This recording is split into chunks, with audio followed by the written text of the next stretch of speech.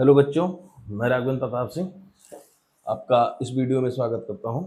ये है class 10 chapter 3 दो चर वाले रैखिक समीकरण युग्म। ठीक है, दो चर वाले रैखिक समीकरण युग्म।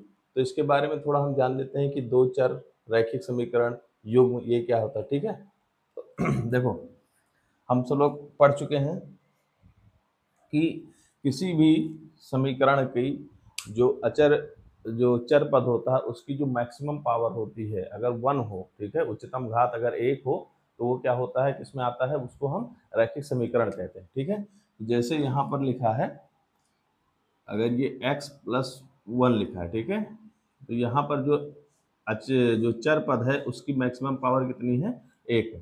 तो चर पद की मैक्सिमम पावर अगर 1 होगी तो वो क्या होगा, रैखिक। तो पहला तो हम ये जान गए रैखिक।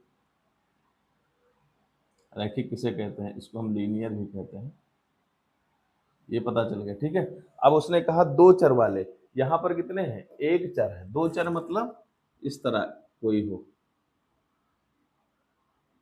ठीक है। तो ये क्या हो गया, ये क्या हो गया, दो चर वाले रैखिक समीकरण। यहाँ पर चर कितने, एक एक ये है x और एक है कितना, y। तो दो चर आ गए, लेकिन सबकी उच्चतम घात या अधिकतम घात कितनी है, एक ही है। इसकी भी एक है, इसकी भी एक है, तो इसको हम कहेंगे दो चर वाले, दो चर वाले रैखिक समीकरण। ठीक है, ये हो गया। अब आया युग्म। युग्म मतलब होता है पेयर। पेयर मतलब जोड़ा। ठीक है, युग्म मतलब जोड़ा। तो यहाँ पर जो रैखिक समीकरण का युग्म है वो कितने प्रकार, कितने होंगे, दो होंगे। ठीक है, उन दोनों को आपस में हम सॉल्व करेंगे और फिर हम x और y की वैल्यू उसमें निकालेंगे। ठीक है, तो इसमें कुछ देखते हैं, इसका मानक रूप क्या है, स्टैंडर्ड फॉर्म क्या है। ठीक है, इसके बारे में थोड़ा देखते हैं। ठीक है, मान लीजिए हमने मानक रूप, ये होता है a1 x प्लस, या ऐसे पहले लिख लो ए एक्स बी वाई प्लस सी बराबर 0। ये इसका क्या होता है, स्टैंडर्ड फॉर्म होता है, मानक रूप होता है। क्यों, क्योंकि यहाँ x की पावर भी 1 है, y की पावर भी 1 है, और b और a इसके क्या है, कोफिशिएंट है, इसके गुणांक है। तो अगर हम इसको युग्म के रूप में लिखना चाहें, क्योंकि दो है, तो हम यहाँ लिख देंगे a1 x1 plus b2 y2 plus c2 बराबर कितना, 0। ये एक मान लो, एक समीकरण या एक रेखा हो गई, पहली रेखा हो गई।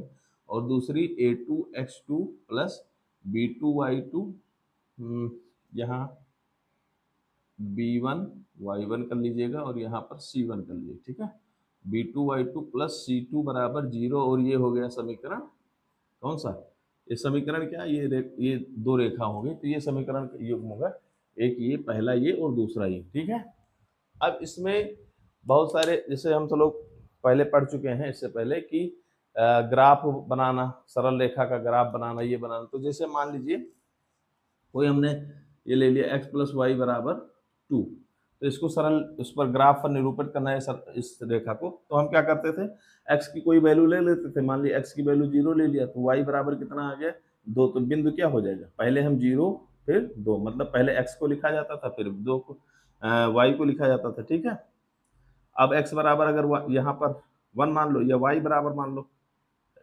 x बराबर 1 मान लो, यहाँ पर लोगे तो क्या होगा, 1 प्लस वाई बराबर 2, तो y बराबर 2 माइनस 1, तो y बराबर कितना, 1। तो y बराबर कितना हो जाएगा, 1। तो बिंदु क्या हो जाएगा, बिंदु हो जाएगा 1,1। ठीक है, तो ऐसे लेते थे।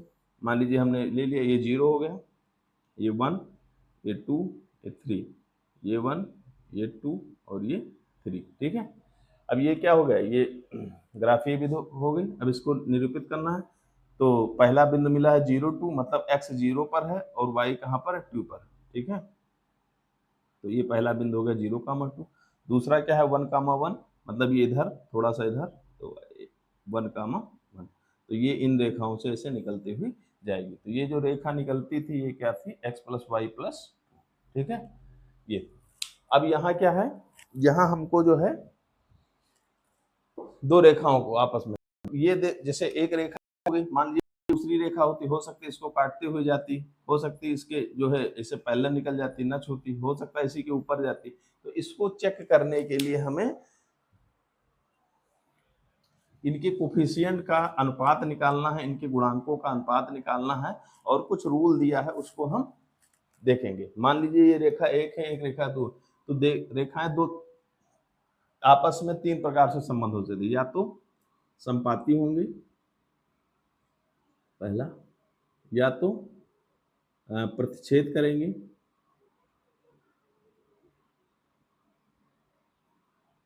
प्रतिच्छेद करेंगे, प्रतिच्छेद करेंगे, या फिर तीसरा क्या होगा, समांतर जाएंगे। ठीक है, समझ आई बात? तो अब देखिए संपाती क्या होता है, पहले देख लीजिए एक एक चीज क्या होता है संपाती।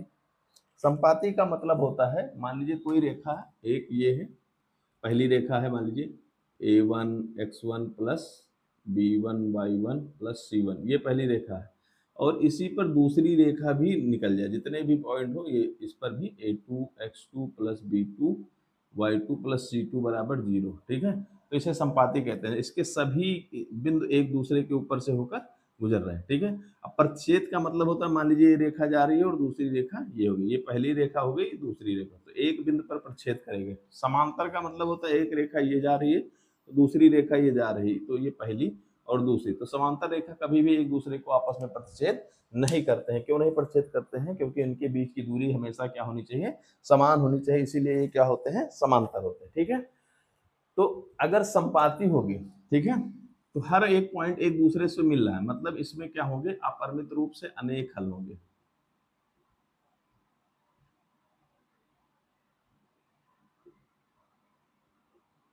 ठीक है, इसमें अपरिमित रूप से अनेक हल होंगे। इसमें केवल एक बार टच हुआ, एक बार एक्स वाई आपस में कटे हैं, तो इसमें क्या होगा, अद्वितीय हल, मतलब एक ही हल होंगे, अद्वितीय। और इसमें कहीं भी एक दूसरे से जब मिलेंगे नहीं, इंटरेक्शन ही नहीं करेंगे, एक दूसरे को करेंगे नहीं, तो इसमें क्या होगा, कोई हल नहीं होगा, कोई हल नहीं।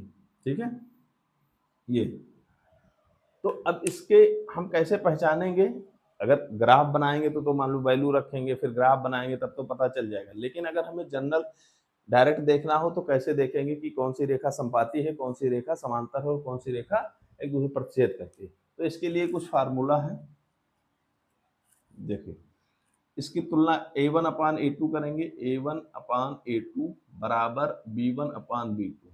ठीक है, या a1 अपान a2 नहीं बराबर हो b1 अपान b2 के, तो ये क्या होगा, प्रतिच्छेद करेगी। ठीक है, और प्रतिच्छेद करेगी तो अद्वितीय रूप से अद्वितीय हल होगा, मतलब केवल एक हल होगा। ठीक है, और दूसरा क्या है, a1 अपान a2 बराबर होगी b1 अपान b2 के, और बराबर होगा c1 अपान c2 के, तो ये क्या हो जाएगा, ये हो जाएगा संपाती। तो अपरिमित रूप से क्या हो जाएगा, अनेक हल हो जाएंगे, परिमित रूप से अनेक हल। ठीक है, और अगर तीसरा ले लिया a1 अपान a2 बराबर है b1 अपान b2 के, लेकिन नहीं बराबर है c1 अपान c2 के, तो ये क्या हो जाएगा, ये हो जाएगा समांतर, और समांतर होगा तो कोई हल नहीं, कोई हल नहीं। ठीक है, इसको आप सबको ध्यान रखना है। ठीक है, ये बस इतना सा है, यही आपका बता देगा कि a1 अपान a2, a1 अपान a2 ये क्या है, इसका कोफिशिएंट ले लेना, इसको इस दोनों का अनुपात, अगर उनका अनुपात b1 अपान b2 के बराबर नहीं आ रहा है तो प्रतिच्छेद, वो रेखाएं आपस में क्या करेंगी, प्रतिच्छेद करेंगे। अगर बराबर आएगा तो आगे भी चेक करेंगे कि c1 अपान c2 के भी बराबर आ रहा है, अगर वो भी बराबर आ रहा है तो इसका मतलब एक दूसरे के ऊपर से होकर जा रही संपाती रेखा है। अगर a1 अपान a2 बराबर है b1 अपान b2 के, लेकिन नहीं बराबर है c1 अपान c2 के, तो समांतर होगा और उसका कोई हल नहीं होगा। ये बात समझ में आई? इसी के ऊपर आपकी एक्सरसाइज है आगे। ठीक है, तो ये हो गया दो चर वाले रैखिक समीकरणों का युग। ये एक परिचय के हिसाब से देख लीजिए इस इंट्रोडक्शन, ठीक है, समझ में आई बात? तो ये